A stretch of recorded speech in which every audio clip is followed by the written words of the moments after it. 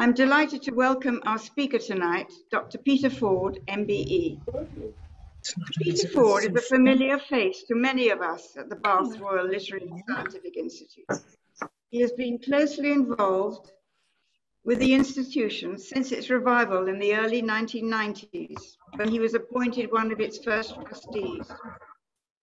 Peter Ford spent nearly 20 years working in the physics department of the University of Bath until his retirement in 2008. In that year, he was awarded the MBE in the Queen's New Year's Honours List, a series to higher education and science. He was the chair of the William Herschel Society for 9 years and has been closely involved with the Institute of Physics and the University of Bath's educational outreach program for schools. Over the years, Peter has lectured many times at our institution on subjects covering physics, astronomy, and the history of science. A recent talk was the early Indian astronomy and the birth of zero. Tonight, Peter will give us a talk in our Women in Science series about the Polish naturalized French physicist and chemist, Marie Curie, the first woman to win the Nobel Prize and the only woman to win the Nobel Prize twice. Please join me in welcoming Dr. Peter Ford.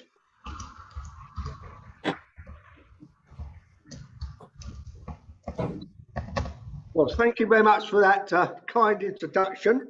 I'd like to begin in a highly unconventional way, and that is to say that 2 days ago was the 20th anniversary of the bombing for Trade Towers in New York. Most of you will remember it. Most of you also remember where you are. Now, for me, it was a particularly significant event because I actually was in New York at the time, and I saw the North Tower, which was the first one to be hit, but the second one which came down in what was Union Square in about 14th Street. Now, Union Square, in fact, I had to get up to see some people. I was meeting some people in about 85 Square Street, which was near the Frick Collection, for those who know New York. And all the subways were closed down, and so I had to walk about 70 blocks in about an hour. I was a fitter man in those days, but nevertheless, it was quite a long way. Now, I'm going to talk about Marie Curie, who's a very interesting lady. Now, in fact, she was born in Warsaw in November the 7th, 1867. Now, that was about 2 months after the death of my great science hero, Michael Faraday. And if in the BLSI we ever have gender equality and have a series on men scientists, then Michael Faraday would be a very important person to have. Now, there seems to be a bit of background noise. Lots and lots of love. I'll ping you that email. Sorry, it's quite difficult for me to talk when there's a lot of background going on. It's good to know. Anyway, her maiden name was Maria Skłodowski. Now, I hope that is how you pronounce the Polish. And her parents were both school teachers. Her father was a senior physics master, and in those days, a senior teacher in a school was still called professor. So he was Professor Skłodowski, and his wife was also a well-educated daughter of Polish sort of landowners, the sort of minor gentry of Poland. Professor Skłodowski, Maria's father, studied physics and mathematics in St. Petersburg in Russia, and that was the center of much intellectual development. Now, Maria was the youngest of 5 children. There were 4 girls and 1 boy. Now, the girls were Sophia, and the boy, the second one was Joseph, the third was Bronislava, the fourth was Elena, and Maria was the youngest, and largely considered to be the best. Now, in many ways, I regard Poland as a rather tragic country because it was sandwiched between Prussia and Russia, and both of these had expansionist tendencies, and so Poland was very much squeezed out. And then at the end of the 18th century, Poland had been divided between Russia, Prussia, and Austria. And Warsaw, where Maria was born, was in the Russian section. And then there were two pretty bloody uprisings of the Poles in both 1830 and 1863. And that was her father, Maria's father, was involved in one in 1863. And as a result, a process of Russification took place. So Marie Curie grew up in Warsaw in a rather oppressive Russian regime. In those days, despite living in Poland, Russian was the official language, and Polish was taught in schools as a foreign language. And so this caused many Poles to up sticks and get out of Poland, and many of them settled in France. Now, for much of her childhood, Marie Curie's mother was a semi-invalid, and she suffered from tuberculosis. She went away a lot in the hope of improving her health, which didn't. In addition to that, in 1876, when Marie was only 8 years old, her eldest sister, Sophia, died from typhus. I mean, these days, large illnesses in the Western world like typhus and tuberculosis and cholera have been largely eliminated. But in the 19th century and earlier, they had devastating effects on many people and high mortality rates. So, as I said, she grew up in an educated family where education was highly valued, and she showed considerable academic ability. In addition, though, she also showed a lot of manual ability, which was quite rare in people in those days. Now, both Bronislava and Joseph finished high school by winning gold medals, as indeed Maria did later. Now, Joseph went to Warsaw University as a medical student, and such was the times that women were excluded from universities, and this was a source of great resentment to all of to Maria and her siblings. However, this sort of exclusion of women from higher education extended, I think, well, probably throughout the world until well into the sort of 1930s, 1940s. I mean, for example, Cambridge, women only were allowed to have degrees, I think, in 1948. My mother, who was no fool, wanted to go to university, and her father, who was rather autocratic Victorian, decided that women didn't need educating, and she, in fact, went off to work at the Bank of England. And in fact, again, in those days, in the Bank of England, if you got married, you had to leave. So we've had tremendous social changes and improvements in the life of women since then.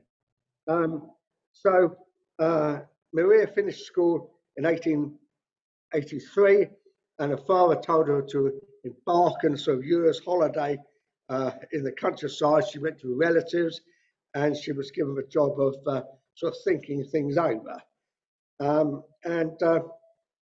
She came back, and effectively for a year or so, she married her father's house. So she was one of a large number of aspiring Polish intellectuals were frustrated by their lack of educational opportunities, and especially the lack of science training. And as I said, it was illegal to teach in Polish. So a rather clandestine group was formed, of which Maria was a prominent member, called the Floating University, where courses were given in sciences and sociology in the Polish language. Now, if the Russian authorities had found out about this, it would have been a pretty dire situation for her.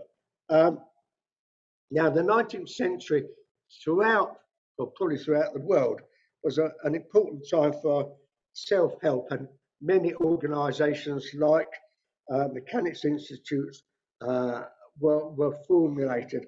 And of course, the PRSI was one, and one or two of you, but there might only be one, which might be me, will remember that we had a lecture on, we had a Mechanics Institute meeting in Bath in 2009, and it marked the 150th anniversary of Samuel Smiles' book on self-help. This was a very prominent book, although it's largely forgotten today. And we had this conference where there were delegates coming from the United States and Australia and various parts of Europe, as well as throughout Britain. And so his self-help idea was very prominent. And the Floating University in Poland was one of these.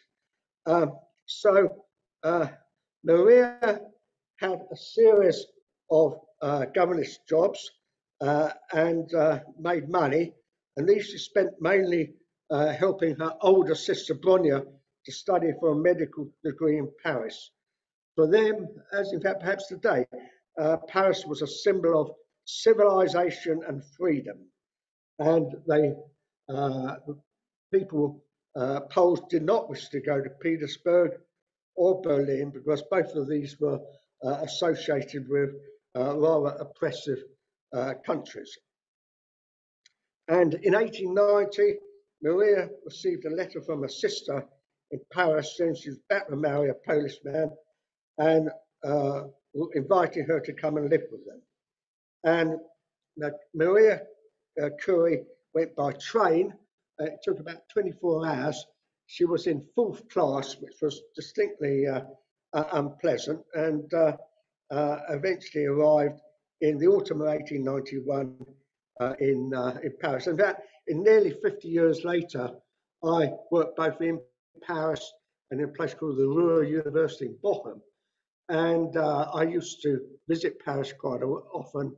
And then coming back, I used to take a train which went from Paris to Bochum in about 8 or 9 hours, normally overnight. And then a few carriages went on to Warsaw, and about 2 carriages went on to Moscow, which had arrived about 2 or 3 days later. I don't know today. So she registered at Sorbonne in Paris to study physics and mathematics, and she stayed with her sister initially, but then found there were too many distractions at her sister's home, and moved into the Latin Quarter of Paris, which, as far as I was concerned, probably also had too many distractions.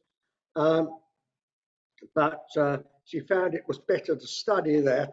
I mean, today, Marie Curie would be classified as a mature student, and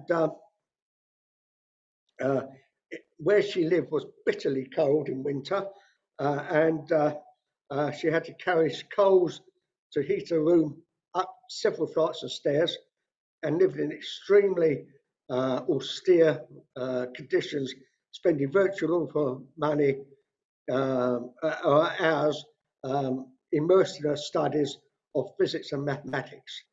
Now, she paid for herself, she paid for her fees for herself, and she paid for her own living expenses.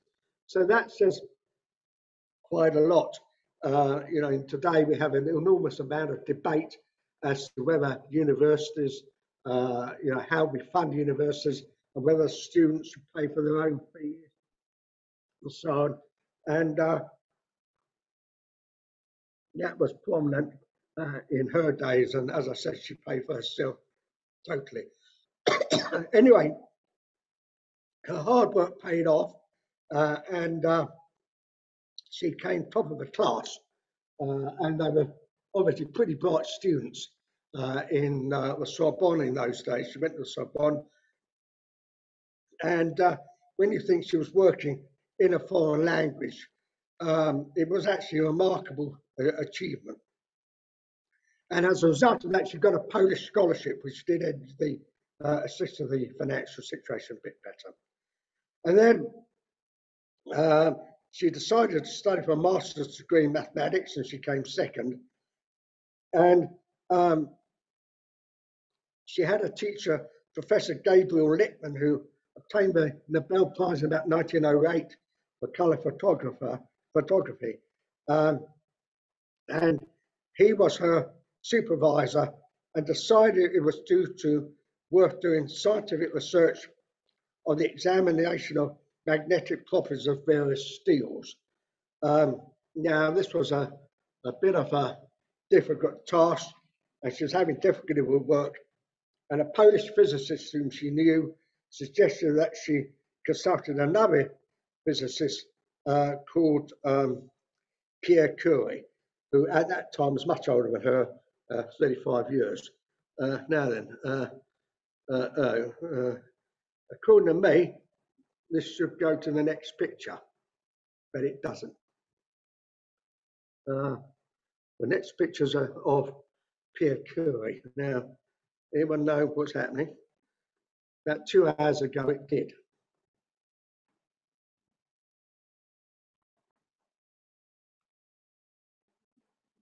Let's see. Let's see what happens now. No.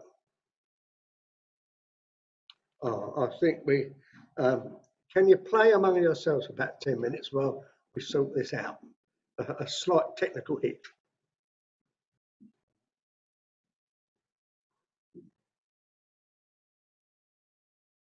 It was normally that one.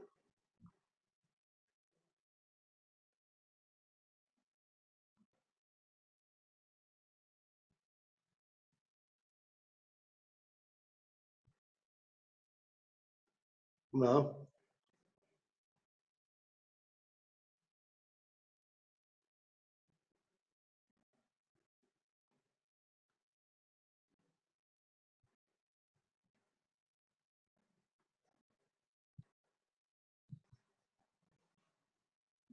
Oh, good. Right, so it still works now. This works.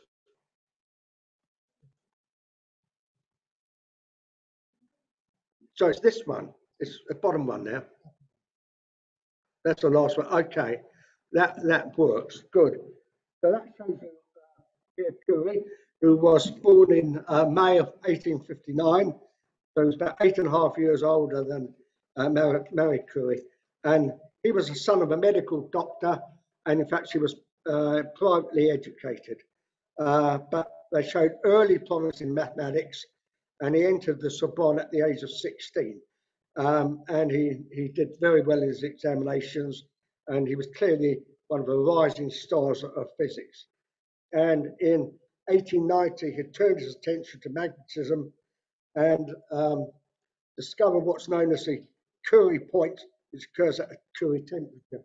Now, most of you are familiar with the fact that if you take a magnetized bar of iron, it will trap iron filings or paper clips and so on. If apparently you heat it up to 760 degrees centigrade, it loses much of its magnetism, and that occurs at something which Pierre Curie discovered, which was called the Curie temperature, and it's different for different materials, and then it obeys a completely different behavior above this Curie temperature.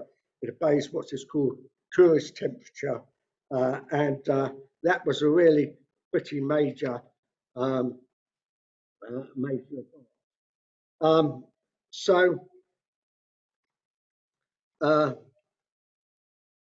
So Pierre Curie was an established scientist, and he took on Marie Sklodowsky, as was, and they were much kindred spirits. They had a similar great interest in science. And they married in July 1895. Now, this was a period of tremendous changes in physics, which really changed from classical physics to the modern era. And I'd like to show you this. The first one was 1895. This was the German scientist Wilhelm Röntgen, and he discovered X-rays. And these are fast electrons. If you send out from what's called a cathode ray, send out fast electrons, and they impinge on a glass wall, and a radiation is given off. If you put your hand in the way, then you get a picture of the bones in the hands. Of course, this is the discovery of X-ray analysis, and it was a very major discovery. Now, Henri Becqueral, who I think is on the next slide, this was a very important French physicist at the time, Henri Becqueral. He found that what you call fluorescent materials, if you expose them to a photographic plate, nothing happened. But if he did so with uranium, the plate fogged up, and this was an important discovery. It occurred in this material uranium, and it became known as radioactivity. Now, this discovery took place in Paris and was considered a seminal piece of work, and it aroused the curiosity of the Curies, and so they began to study this with Becqueral. Now, this is a picture of Marie Curie in her laboratory with Pierre Curie. I mean, things were very different in those days. It's almost, you did your research almost wearing sort of evening dress. So it was very difficult. They worked in the laboratory of what is called the École Supérieure de Physique et Chimie Industrielle, ESPCI. And he'd taken on a very heavy teaching load, but managed to do some research. Now, I visited this laboratory. Well, it's been considerably smartened up since the Curie's day. We British physicists went across to Paris for an entente cordiale. Now, some of you might remember Emperor VII went across to France in 1904 for an entente cordiale, and he greatly improved relations between France and Britain. I mean, his rather austere mother, Victoria, was very pro-German. Emperor VII enjoyed the rather sort of racy lifestyle of France in those days, and he formed this, had this entente cordiale. And when I was in France, I saw the construction of the apparatus used by Pierre and Maria to examine radium. Now, they began working in those days in a very small laboratory in this ESPCI building. It was originally a storeroom and was cold in winter and damp and stiflingly hot in the summer. In addition, she had now become a mother. Her daughter Irene was born on the 12th of September in 1897, and so Pierre Curie effectively supervised the work of Irene. Now, early in 1898, she discovered that pitch blende, she discovered that pitch blende, the ore from which the uranium was originally extracted, was actually much more active than uranium itself. Now, pitchblende is an interesting material. It was heated up by William Ramsay in about 1895, and as a result of that, he looked at it through a spectroscope and discovered prominent lines which showed the existence of the element helium on Earth. Well, helium or ionized helium is the same as an alpha particle. So pitchblende contained an element which was much more active than uranium, and Pierre Curie abandoned his own research and joined forces with Marie in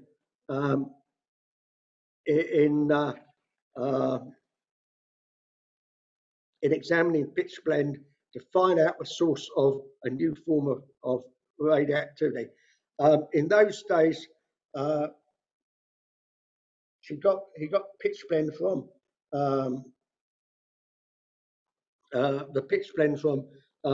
Austria, from Jomstal in Austria, and what you had to do was something like you had a ton, which is 1,000 kilograms of pitchblende, and that formed something like a gram of this new material. They found, in fact, two radioactive materials. The one was polonium, which was the first one to discovery, and this was found to be very radioactive. And this is an important name because it was a political name, of course, because it was referred to Marie Curie's Polish roots.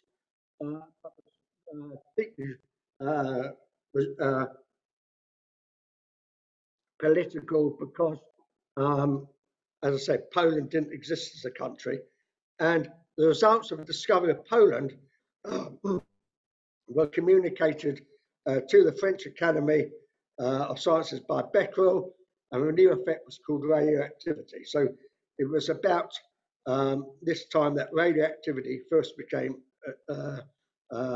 used as a title in science. The second one was an even more highly reactive element, and that was radium. And this aroused great excitement in the scientific community. Radium was argued to account for the heat generated, which helped to explain the age of the Earth. Now, most of you, I hope, have heard of the great Glaswegian scientist, Lord Kelvin, and he assumed that the world was a black body radiating energy, and concluded that the age of the Earth was about 20 million years, if you do calculations based on black body radiation. But a fossil record suggested that the Earth was much earlier. Now, Kelvin had given himself a get-out clause by saying that this would be the case if no other source of heat occurred, and this heat, in fact, was part of it was this radioactive energy. So, I think here, okay. As I said, 1 ton of pitchblende gave rise to a gram of radium. So you had to do an enormous amount of work trying to isolate and filter out everything you didn't want to get hold of 1 gram of radium. The situation is rather like that in South Africa, where I worked in the 1980s, and that is that you produced an enormous amount of material, and then something like 1 ton of what was called bankit, 1 ton of the stuff coming out of the Witwatersrand mines produced 1 gram of gold. And of course, as I said, gold is what they want, but it did require an enormous amount of refinement. This was a time, a period between about 1895 and say 1920 was an enormously important time in physics. And I just want to summarize some of this. In 1897, J.J. Thomson in Cavendish Laboratory at Cambridge discovered the existence of the electron. Now, this showed that the atom, which was thought to be indivisible, was in fact had a substructure, and essentially was considered to be, or began to be realized that it was a bit like a mini solar system, where you had a nucleus at center, which corresponds to the sun, with electrons revolving around, which coincides with the planet. So the discovery of the electron was a major, of major importance, and he was awarded the Nobel Prize in Physics in 1906 for this. This is the apparatus they use. Sorry, and there seems to be a confusion in my slides there.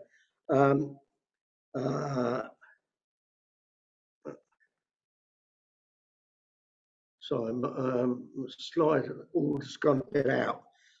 This was a picture of Madame Curie and Pierre Curie. This was their apparatus, of which I saw a mock-up in Paris in 2004. This was the apparatus for discovering radium. Now, this is Planck, Max Planck, working in Germany, discovered what we call the quantization of matter. And instead of, in classical physics, everything occurring in a smooth way, Planck showed that there were jumps in the system, and this is called the quanta. People talk about a quantum jump, was actually a quantum jump is extremely small. Now, this is Rutherford. Now, Rutherford worked at McGill University, and he showed that although the Curies had discovered radioactivity, they didn't really say what it was. And this is obviously very important as to what it was. And he carried out experiments with a man called Frederick Soddy, who was a very important chemist who got a Nobel Prize in chemistry and worked at University College in London. He showed that radioactivity consisted of at least two particles. One was that heavy alpha particle, which was a helium nucleus, so it had a positive charge, and also showed that was much larger beta particles, which are fast electrons. What you do is you fire radioactive materials through a magnet, and depending on how much they deflect and in what direction they deflect, you can work out the charge and also the mass of it. And there was also a third part which was discovered, and that was called gamma rays. Now, this was discovered a bit later, quite a few years later, by a Frenchman called Villard, and these were high frequency ends of the electromagnetic spectrum.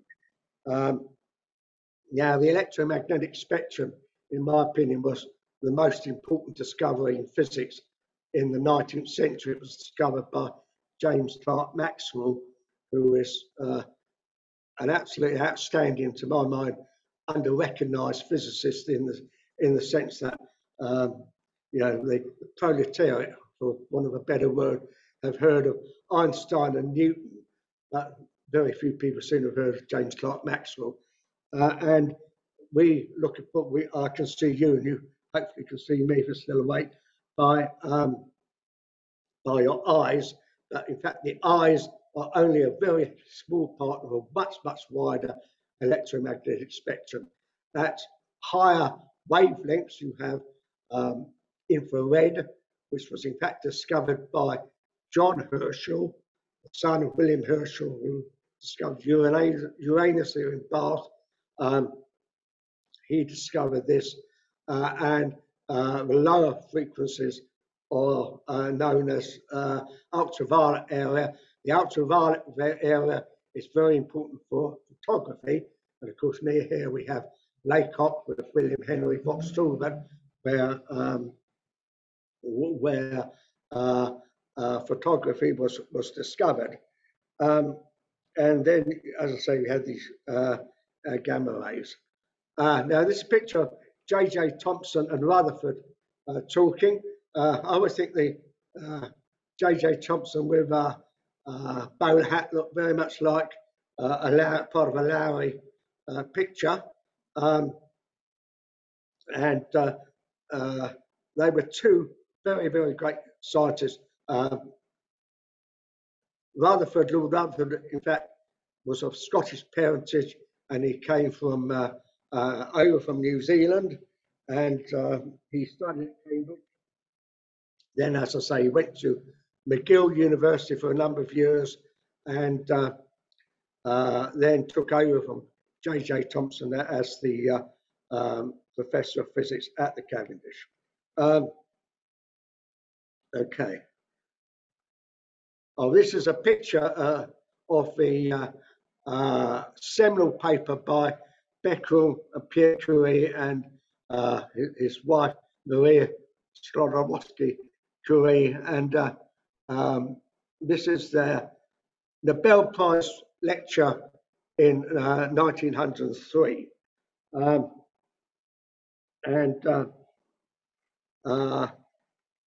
this was important. So in 1904, Pierre Curie was offered a professorial chair in Sorbonne, and this eased their rather chronic financial situation. And then, as I say, this period 1895 to 1905 was a rather remarkable one in physics. Now, okay, I have a horrible feeling that some of these pictures have got a bit out of order, but not to worry. Pierre Curie died very suddenly in 1906. It was a singularly tragic situation because after they'd been struggling with poverty and poor living conditions, things were looking up considerably by about 1906. Now, Pierre Curie was, like many outstanding physicists, a bit had his head in the clouds, and apparently he stepped out onto a road near Pont Neuf, which was rather significant because I think it's under Pont Neuf that Princess Diana was killed for very different reasons. But he stepped out of it, and he was slipped, and he was run over by a horse dray. And this was an absolutely devastating fact. The Book of Common Prayer, which you might not think would come in a lecture like this, but that says, in the midst of life we are in death. And this was true for Pierre Curie, and it was also, of course, true for the 3,000 people who were killed in the Twin Towers in New York 20 years ago and 2 days. Now, Marie Curie wrote very movingly about the death of her husband. I shall not attempt to describe the grief of the family left by Pierre Curie. By what I have earlier said in this narrative, one can understand what he meant to his father, his brother, and his wife.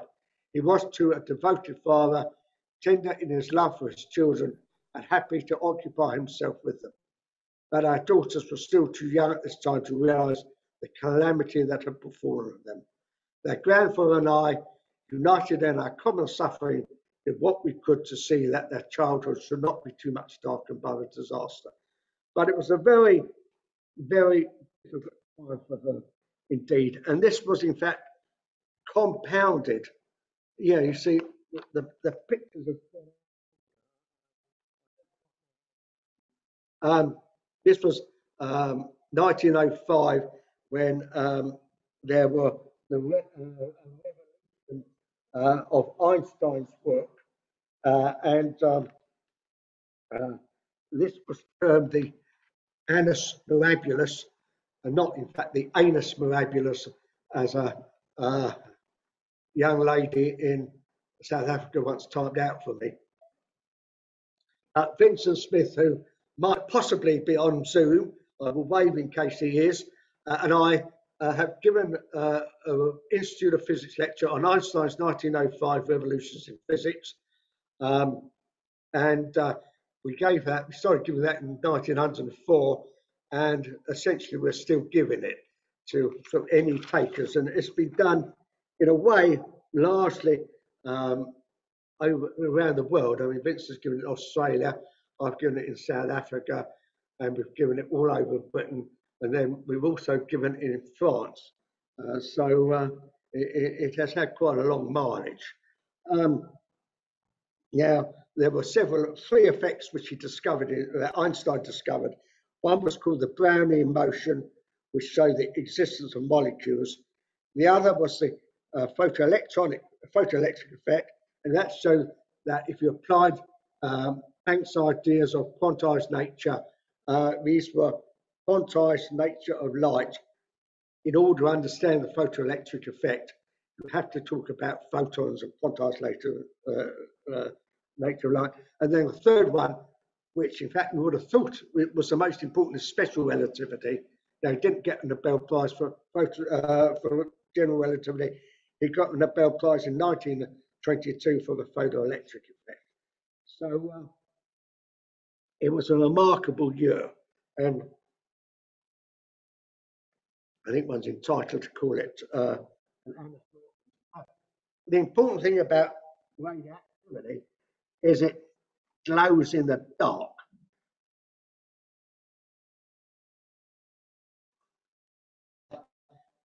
Oh, there's this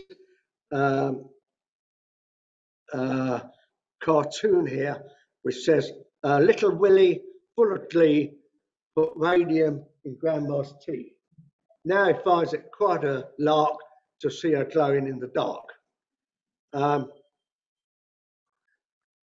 then, oh dear, unfortunately this is a thing. The Roman baths have been important, and they discovered radium in the Roman baths in, I think, the 1920s. This is Beau Nash, and not being too pleased about the existence of radium having been discovered. Now, radium did cause quite a sensation. People sort of, because of these glowing in the dark properties, I mean, in rather chic restaurants in New York, you had rather waitresses who were clothed in outfits which had been immersed in a sort of radioactive solution, and in the sort of dim lights you had, you could see these waitresses glowing. Now, such people probably had a rather exciting, but I suspect rather short lives. It was realised, or was suspected, that radioactivity did have damaging effects. It caused lesions and burns in the body. So it was realised that things were going pretty badly. Now, in 1910, Madame Curie's father-in-law, Eugene Curie, died, and he'd been in enormous support to Marie Curie, particularly with regards to bringing up the children. And by 1910, Marie Curie was in a very bad physical and mental state, and she might well have died at that age just from grief, overwork, fatigue, and poor health. But in fact, she wasn't. Well, a good reason was she discovered love. Now, about 50 years ago, I used to jump up and down, which was roughly my concept of dancing, to the Beatles song, All You Need Is Love. And so about age 42, she fell in love. Oh, now, okay. Well, this is Marie Curie and her two children. And although years have changed, it is, people generally smile a bit more these days, but you can see, I mean, she was a loving and very good mother. This was the man she fell in love with, a rather fine Parisian, or working at the Sorbonne with her, called Paul Langevin. And he was also a superb physicist. He was 5 years younger than Marie Curie, and he was rather unhappily married and was separated from his wife.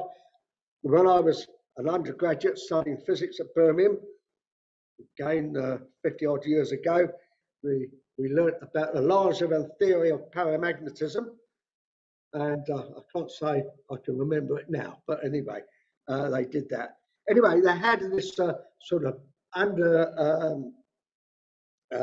this sort of rather clandestine relationship, but a bit like the News of the World or the Sun or the Mirror, the press got hold of it, and they published letters between Marie Curie and Paul Langevin.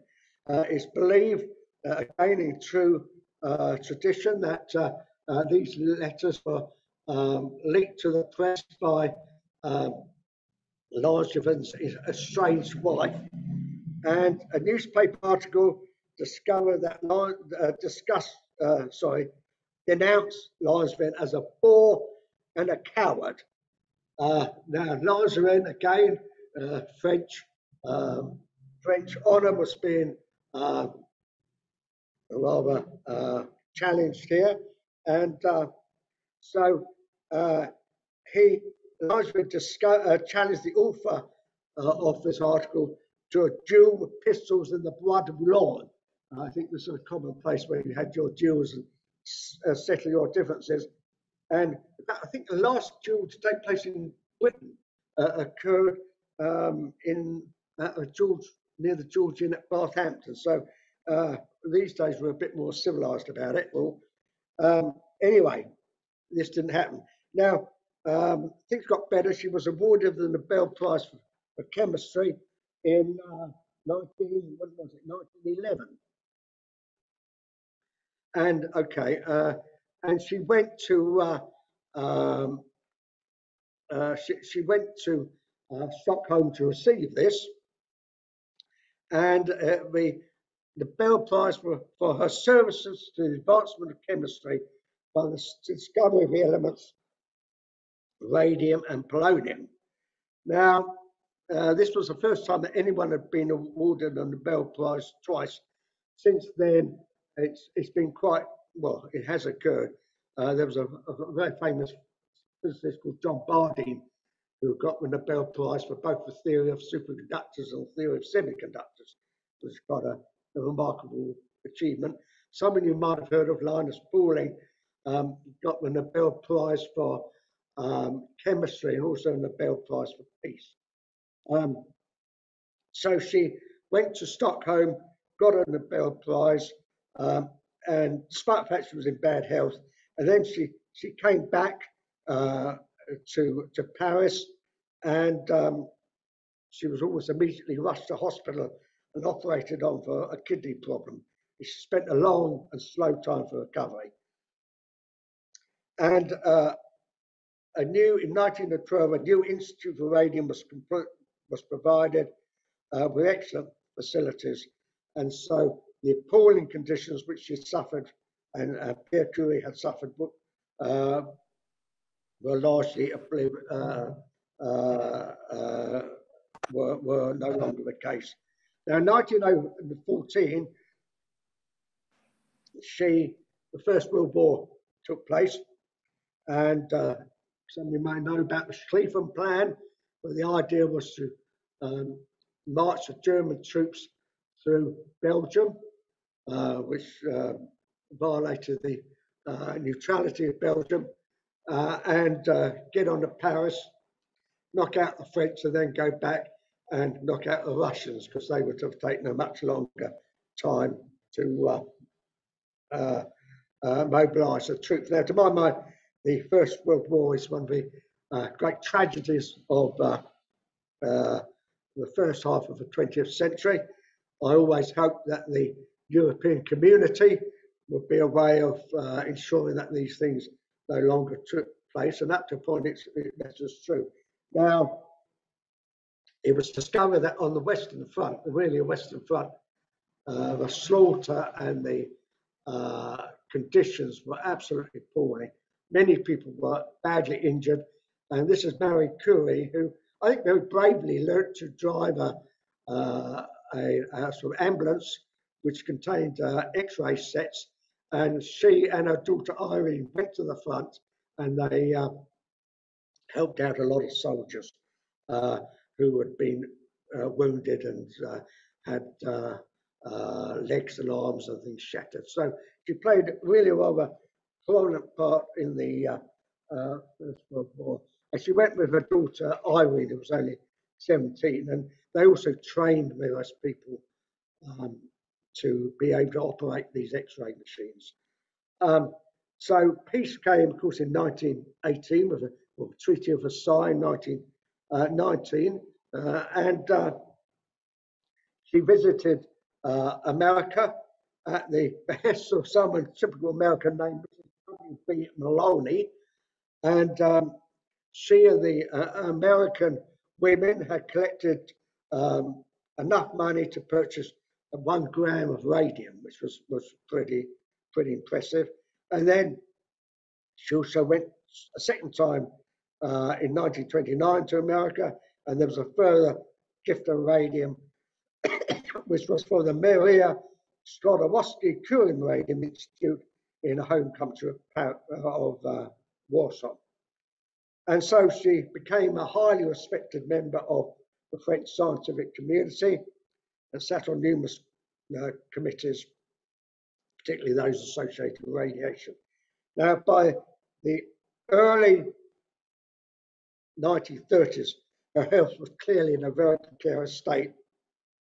And this was brought on really by years of extremely hard work in appalling working conditions, lack of food, a lack of sleep, and recreation, and also the long-term effects of all which radiation she'd been exposed to. So she died on the 4th of July, 1934, and was buried next to her husband in a cemetery outside Paris. Now, she did have a daughter, and in fact, I heard one of her daughters lecturing at the Royal Institution about 15 years ago, lecturing on her grandmother, and this was her daughter Irene, and she also became a very brilliant physicist, and she and someone called Frederick Joliot became discovered something called artificial radioactivity. So what you do apparently is you radiate aluminium with these alpha particles, which are helium nuclei. They create an isotope of phosphorus, and this is radioactivity, and decays for a period after the initial radiation with alpha particles ceases. And she got a Nobel Prize, the daughter Irene, with Frederick Joliot in the 1930s. Now, a lot of French physicists were big communists, and Frederick Joliot became a great friend of Khrushchev in Russia, whom some of you might know, and they went out there. So I suppose she was. Oh, where's this then? Okay, as you say, she died in 1934. Einstein said it was my good fortune to be linked with Madame Curie through 20 years of sublime and unclouded friendship. I came to admire her human grandeur to an ever-growing degree, her strength, her purity of will, her austerity towards herself, her objectivity, her incorruptible judgment. All these were of a kind seldom found joined in a single individual. She felt herself at every moment to be a servant of society, and her profound modesty never left any room for complacency. Once she had recognized that a certain way, that's the right way, she pursued it without compromising, with extreme tenacity. I mean, if you look at pictures of the great scientists at what are known as the Sorbonne conferences, Marie Curie is almost always in the front row, and is the only woman there. Well, that looks like it's there, folks. And since it's 8:30, I think it's time to shut up and take a bow. Thank you.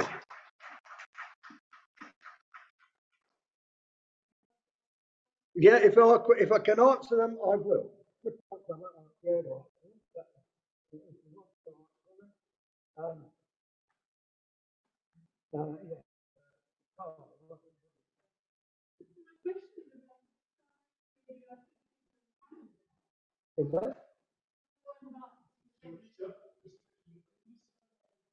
Oh, yeah.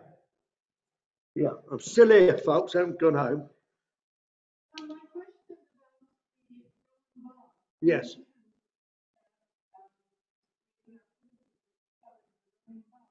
Yes.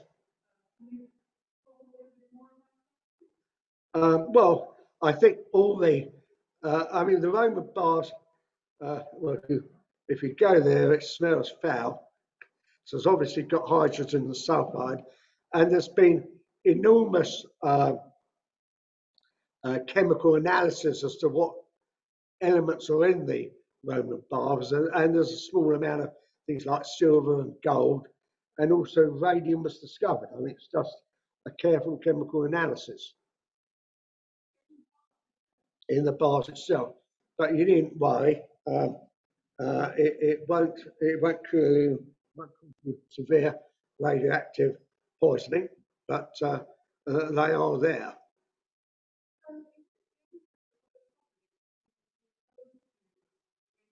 Well, it's extremely small. I mean, we're all exposed to some extent by radiation. I mean, you know, there's cosmic rays in the atmosphere which can cause radiation. I mean, we are subjected to minute quantities, but there's a lot of well, it's an important branch of science. I mean, I remember at Bath for years we all had these radiation monitors which we had to wear, and they went away and were analysed. Now, for most people, it wasn't a blind bit of effect, but if you worked in perhaps X-rays or other departments, you might get radiation. So there's an important science of radiation monitoring. Places like Harwell in Berkshire, the atomic energy, what was the atomic energy authority? Goodness knows. That was important for monitoring radiation. Given that so many women had trouble getting recognized, how do you explain that she seemed to be rather famous? Well, she was very good for a start. She's better than everybody else then. Pardon? That you were just superior to everybody else, because I would say there was a lot of women in history. Well, I suspect she was better. And I mean, when you say a lot of women, well, you know, basically name them. I mean, it was a very male-dominated subject. Gosh, I seem to be, sounds like I'm broadcasting on Radio 5 Live or something. And it's interesting that in the last 4 or 5 years, there have been 2 Nobel Prizes for women in physics. I mean, it is becoming much more common these days. So, but what you say, in the case of my mother, you know, science and education was very much a male-dominated set. I mean, when I was an undergraduate in Birmingham University, it was quite a large department, had about 90 people who took physics and mathematical physics, which were to some extent one department, and they only had about 10 women. of whom at the end they slung three people out of the university, were told, and two of those were women, which I thought said something. I mean, it has been for years a very male-dominated subject, but it's not anything like that now. I mean, when I was at Bath, about a third of the physics students were women. Now that was sort of, that was say 20 years ago, or 50 years ago when I was at Birmingham. It was about 10%. So there have been changes, and it reflects our changes in our educational system. And I suppose a lot of sort of upmarket girls' schools probably didn't have good physics teachers either.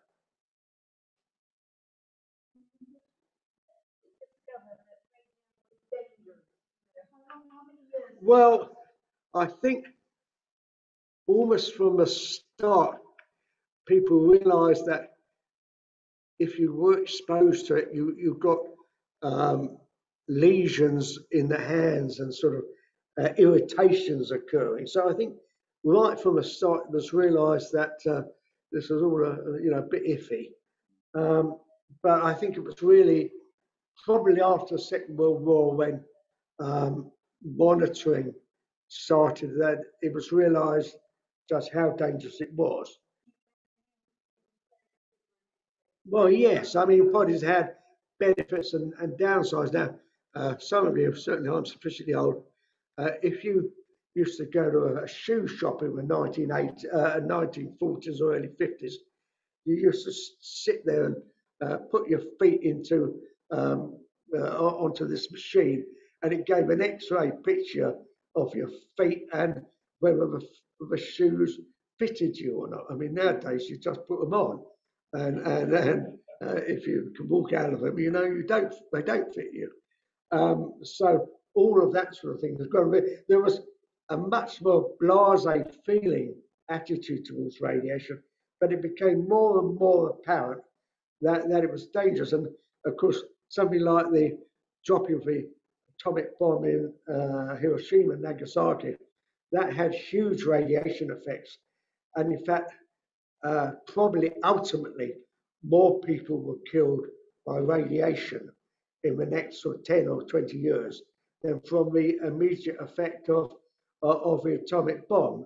So it was becoming clearer and clearer that radiation could be very dangerous indeed, and bad exposure to radiation was very, very worrying. Yes, sir. In the what?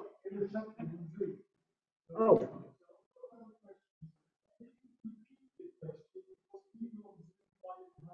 yeah. Well, I might find it harder here in the first place, but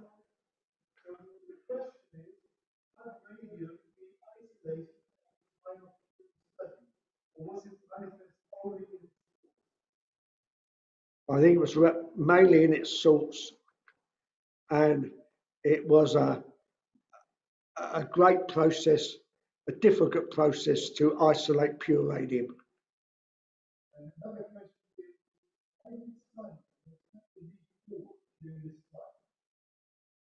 I think the time was right for it to be make great improvement. I mean, many people thought that by about 1890, quite recognizing prominent physics were saying that classical physics, that physics as a subject had come to an end. And a series of discoveries like radioactivity showed that there was a huge subatomic amount of physics which was going to take place and was important. I mean, various times in the history of physics, people have sort of predicted the end of science or end of physics, but it keeps on partly, I think, because of improved apparatus and improved conditions. I mean, for example, when I was a research student, I worked on something called a helium dilution refrigerator, which made temperatures down to 10 to the -2 of a degree accessible. And that opened up a whole lot of new physics. I mean, when you get to a new condition produced by technology, so you will often develop, there will be new physical outcomes. Yeah. Yeah. To what extent did Einstein revolutionize classical physics? Well, he didn't revolutionise classical physics so much as pave the way for quantum physics and for special relativity.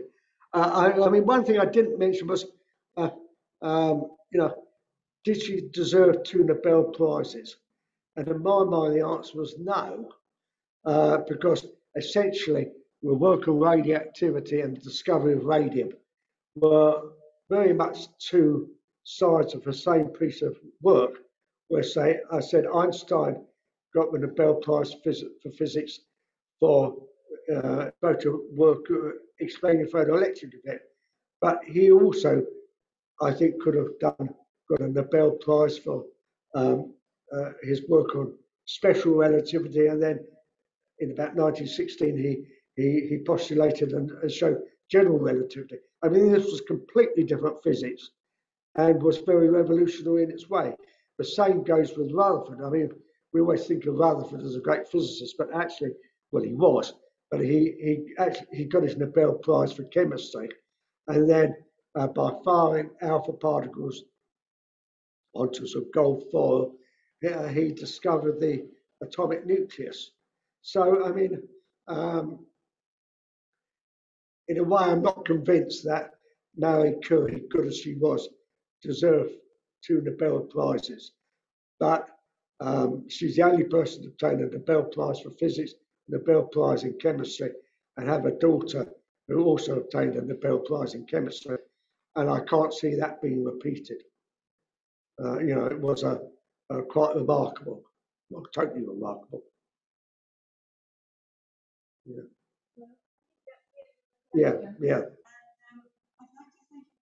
Well, my pleasure.